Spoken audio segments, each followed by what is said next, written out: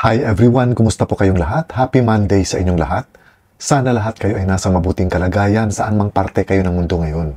Ngayong araw talagang nakaramdam ako ng hiya. But at the same time, nakaramdam din ako ng appreciation. So kung itatanong niyo kung bakit, unang-una, nagulat ako dahil sa live video ni Francis Leo Marcos na mention niya yung YouTube channel ko na chinoy ako. Hiyang-hiya ako dahil kumbaga hindi ko akalain ng isang napakalaking personality mapapansin ang isang katulad ko na small-time vlogger. So aside sa hiyang-hiya talaga ako, dahil nagkaroon ako ng parte sa live video ni Francis Leo Marcos, ina-appreciate ko rin yung pagiging humble ni Francis Leo Marcos. Kumbaga, dito ko napatunayan na kahit maliit na tao na katulad ko, na hindi naman niya kilala personally, ay napapanood niya pala yung mga vlogs ko.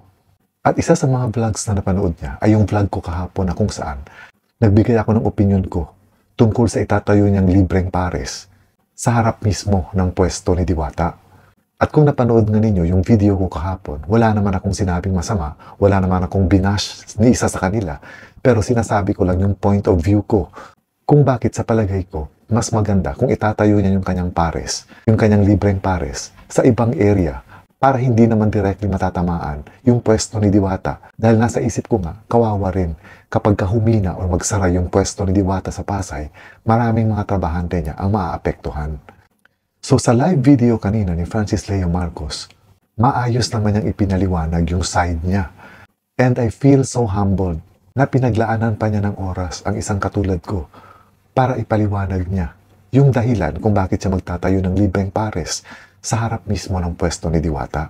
Grabe talagang pakiramdam ko nung mapanood ko yung video ni Francis Leo Marcos. At alam natin kung gaano kaprangka magsalita itong si FLM. So inaantay ko talaga na any moment dun sa video niya, mumurahin niya rin ako. But thank God, wala namang ganun. Instead, sinasabi niya lang doon na pinapanood niya rin pala talaga yung mga vlogs ko. Kasi kung maalala ko minsan, meron akong nababasang comment, FLM Comeback ang pangalan. Pero iniisip ko, makatauhan niya lang yung nagre-reply at hindi siya mismo. So panoorin natin kung ano ang sinabi ni Francis Leo Marcos tungkol doon sa video ko kahapon. Sabi ko nga, wala naman akong against sa pag-angat nun Diwata eh. Natutuwa nga ako, pinalakpakan ko nga yun eh. Ang nabusitang ko lang is lumaki ulo. Hindi naman sinuntao, yung may magpapapicture nga, hindi niya pinansin. May mga tao na lumapit sa kanya, malayo pinanggalingan, pinapunta pa niya sa barangay para doon manghingi. O, diba? So, na-vlog ko na yon. Hindi ko alam kung nagbago. Suddenly, nung nasa Isabela ako, yun namang kanyang kasama ng 40 years na bakla din, nalubog din ang panga, ay kakain daw yata doon sa parisan ni Diwata at ipinagtabo yan. Ayun. At ang pinakahuli, yung mga maliliit na nagtitinda ng pares na dati niyang mga kasamahan, ay inire-report at ipinahuhuli daw ni Diwata. So doon ako nag-trigger. May napanood akong vlog, yung isang parang Chinese, Chinoy ako, vlog. Okay naman yung mga comment niya. Siyempre, pagka vlogger ka, kailangan sala sa init, sala sa lamig yung comment mo. Kumbaga, binabalansi mo para hindi ka mabash ng supporter ng isa at hindi ka mabash ng supporter ng isa. Diba? So, ganun yon. Tama naman. Kung magtatayo ako at gagawin kong competition, walang against. Pero pag libre, para lang pabagsakin, well, ito yung masasabi ko sa iyo, Chinoy, no? Wala akong plano makipag-competition. Okay? Ang plano ko lang magbigay ng leksyon sa mga taong nakakalimot. Oo.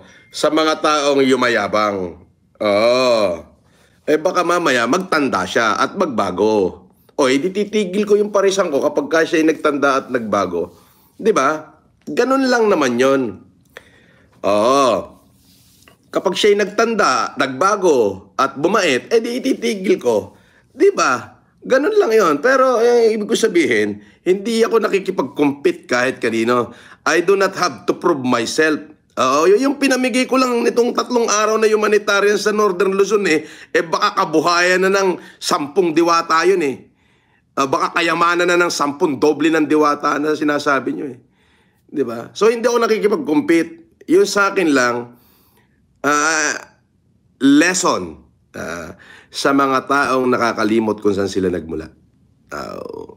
Wala akong dapat i-compete. Nung pandemic, sino ba nakakompete sa akin? Wala naman. Sige nga. So yun na nga, narinig natin yung komento ni Francis Leo Marcos dun sa video ko. Grabe, talagang hiyang-hiya ako. Hanggang ngayon hindi ako makapaniwala ng isang Francis Leo Marcos na napakalaking personality ay mapapansin ang opinion ko. Ang kinaganda nga lang, ito ang nagpapatunay na kapag ka maayos naman yung pagbibigay mo ng opinion, sasagutin ka rin ng maayos. At ito yung napansin ko kay FLM. Kumbaga, meron akong mga puntos na nasabi na nag-agree naman siya. Pero yun nga lang para sa kanya. Ang talagang intensyon pala niya ay para kumbaga papaluin niya lang or kakalabitin niya lang si Diwata. Ngayon, kung talagang magpapakita ng pagbabago itong si Diwata ayon kay FLM, ay ititigil naman niya or hindi niya itutuloy yung kanyang libreng parisan. So itong nangyayari between FLM and Diwata, sa palagay ko, personal matter na ito. Ito yung pananaw ni FLM, tapos ganun din yung nagiging pananaw ko, at may mga ibang pananaw din ng ibang mga tao. Ang problema nga lang, na nakikita ko dito, hindi kasi ito ina-address ni Diwata. Kumbaga, hindi ko rin alam kung nakakarating ba sa kanya itong mga reklamo ni Francis Leo Marcos o ng ibang mga tao at kung ano ang ginagawa niyang paraan para kahit papano ma-address niya ito. Kasi kailangan din talaga na makinig siya. Ngayon, kung sa palagay niya, wala siyang ginagawang mali, ipaliwanag niya. Kahit pasabihin natin na he does not owe anybody an explanation, pero dahil isa na siyang matuturing na public property, hindi maiiwasan na talagang pati personal na buhay niya at yung personal na negosyo niya ay mapanghihimasukan. So dahil hindi nga niya pinapansin, lalong-lalo na itong mga sinasabi ni Francis Leo Marcos, hindi natin malalaman kung alin talaga ang totoo para sa akin Kumbaga, napanood ko rin yung mga taong nagrereklamo tungkol kay Diwata. Lahat ng mga sinasabi ni FLM na mga hindi niya nagustuhang pangyayari tungkol kay Diwata, napanood ko lahat yung mga videos na yon. Yun nga lang, hindi ako pwedeng manghusga dahil sabi ko nga, one-sided lang yung napapanood ko. Katulad yung nanay-nanayan niya, yung maliliit na mga pares owners na nagrereklamong sinasabi nila na inire-report sila. Kasi maalala ko noon, meron din isang video si Diwata mismo na kung saan talagang sinugod niya itong mga nagpapares din sa harap ng pwesto niya. Dahil sabi nga niya rin doon sa video niya, ito rin daw yung mga nagsusumbong sa kanya. So hindi natin ngayon talaga alam kung sino sa kanila ang nagsasabi ng totoo. But I am not here to question yung pananaw or yung opinion ni Francis Leo Marcos kasi magkakaibang tao, magkakaibang opinion. Different strokes for different folks, ika nga. Ang kailangan lang natin dito, respetuhan. At nagpapasalamat ako na maayos naman na naglahad ng opinion si Francis Leo Marcos. Ni katiting or maliit na mura, wala akong natanggap sa kanya. At ito yung malaking pasalamat ko. Again, it only proves na kapag ka constructive yung criticism mo at hindi ka nagkikriticize para siraan ng isang tao, makakatanggap ka rin ng maayos na sagot dun sa taong binibigyan mo ng opinion. Ito yung naranasan ko ngayon. Hindi ho ako marunong mainggit. May sarili akong prinsipyo, may sarili akong buhay. Wala ho akong dapat kainggitan. Hindi ho ako naghahanap buhay. Namimigay lang ho ako. Kaya ko itatayo yan ay just to give lesson dun sa mga tao na akala nila wala nang tatapat sa kanila. Hindi ho. Ngayon, kaya ko itatayo yung Diwata, yung parisan na yan, ay para kahit papano, yung mga maliliit na nagpapares na nire-report ng Diwatang lubugang panga, ay mabigyan ko ng hanap buhay. Pero mo, ibibigay ko na yung kita nila. Wala silang gagawin. Ipakakain lang nila yung kanilang paninda ng libre. Yes. So parang anong nangyari, binayaran ko lang yung kanilang paninda nang hindi masira dahil nire-report nung engkantong lubugang panga. Yun, Chinoy. Alam mo ba, Chinoy, karamihan ng mga nanonood sa iyo, including ako, pinanonood kita, nire-review ko yung mga re-upload mo about me. Yes. Wala ka naman pangit na sinasabi. Tama naman yan. Pero katulad ng sinabi mo, hindi ako makikipag-competition. I don't need. Hindi ako nagkikipag-compete. Lesson ang ibibigay ko sa kanya. Kung paanong lesson ang ibinigay ko doon sa mga hinayupak na politiko nung pandemic. Yun din yung lesson na ibibigay ko kay Diwata. May oras pa. Next week ko pa sisimulan yan eh. Baka pwede ka pang magbago. Ha? Pwede ka pang magbago. Ang gusto ko lang naman, maging makatao ka. Huwag kang malunod dyan sa kasikatan mo. Tandaan mo, hindi ka sikat. Sa NCR ka lang sikat. Punta ka sa Visayas, hindi ka papansinin doon. Punta ka sa Norte, hindi ka papansinin doon. Baka sagasaan ka pa ron. Ngayon, kung yung ginagawa mo ng tama, wala ka naaapakan, ang dami na naiinis sa'yo eh. Isa na ako. At sasabihin mong na-inspire kami sa istorya mo. Sino naman may inspire sa istorya mo? Nagkataon lang na tinangkilik ng tao yung paninda mo, pero walang nai-inspire sa istorya mo. Pinalakpakan kita, dahil nagtagumpay ka. Pero nung naging bastos kang buwisit ka, hindi na ako natutuwa sa'yo. Ako na magpapabagsak sa'yo. If nobody will, I will. Ngayon, kung sasabihin mo yung mga empleyado niya, 80 na mawawalan ng hanap buhay, di kukunin ko lahat. Ano ka ba? Walang kinalaman yung kanya mga empleyado. Di kaya kong kunin lahat yung gusto niya, pati siya na mismo, mag-empleyado na sa akin eh.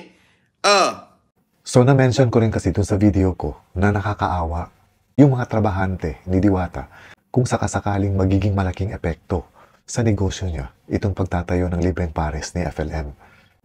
Kasi marami na siya empleyado. Sabi ko nga, kasama ang pamilya ng mga empleyado niya, lampas 100 katao ang maapektuhan. So sinagot naman ito ni FLM at sinabi nga niya kung mangyayari daw ito, sasaluhin niya yung mga empleyado ni Diwata. Kasi kung mangyayari man ito, I'm sure, kaya ni Diwata mamuhay at bumangon uli. Pero yung mga trabahante ni Diwata, hindi pwede na isang araw lang ay wala silang kikitain dahil magugutom talaga yung mga pamilya nila. So ang counter offer dito ni FLM, kukunin niya itong mga mawawalan ng trabaho kung sakasakali na magiging successful na talaga itong kanyang libreng barisan. So at least may assurance na yung mga trabahante na mawawalan ng trabaho kung sakasakaling hindi na nga magiging malakas yung paresan ni Diwata ay may malilipatan. Maganda rin yung ganun kahit papano, hindi rin mapapabayaan yung mga taong mawawala ng trabaho when worse comes to worse. Etong mga vlogger, lalo na tong Chinoy, okay naman si Chinoy eh. Pantanong ko ngayon, Chinoy, naiintindihan mo ba? Naiintindihan mo kung ba't ako nagkakaganito?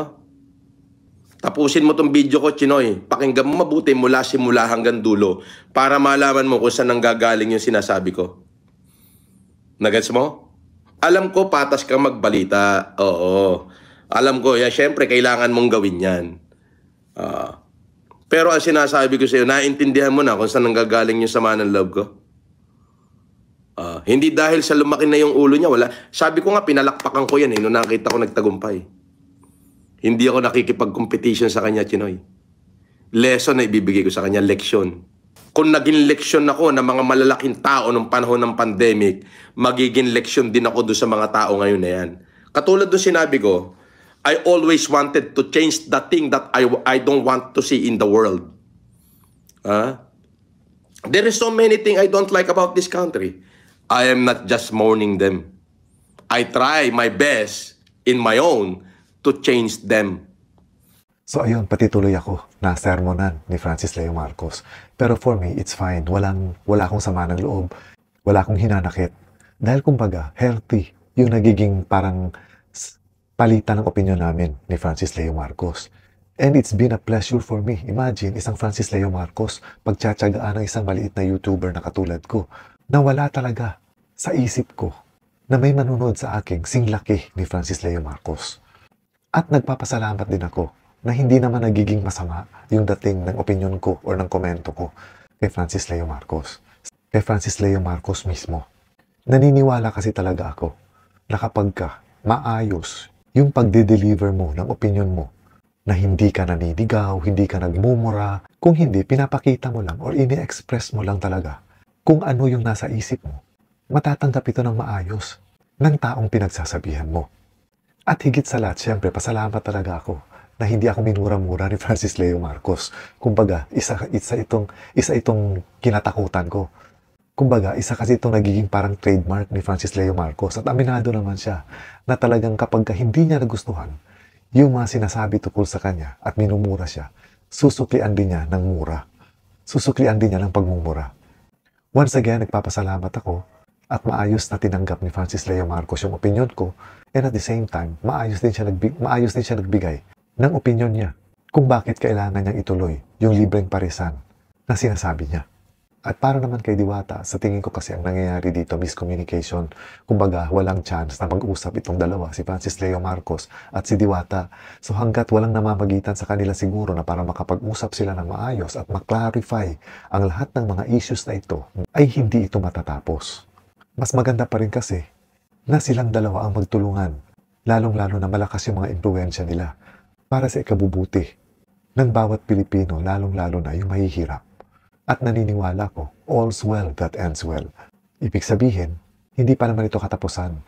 Kumbaga, darating din siguro yung panahon na makapag-usap itong dalawang malalaking personalities na ngayon na sina FLM at Diwata at masettle nila kung ano man yung mga differences nila. At sana huwag na rin gatungan ng kung sino-sino pang mga tao na lalong magpapaliyab sa issue, lalong-lalo na dito sa mga sinasabi ni Francis Leo Marcos. Again, maraming salamat ulit sa inyong panunood. At maraming salamat din kay Francis Leo Marcos for appreciating yung sinasabi niyang pagiging patas ko sa aking mga opinion. Good vibes lang tayo. Let's all stay happy and healthy. Ingat po kayo lagi. Amping mo kanunay. Ug daghang salamat sa inyong mga suporta. Stay safe everyone and God bless.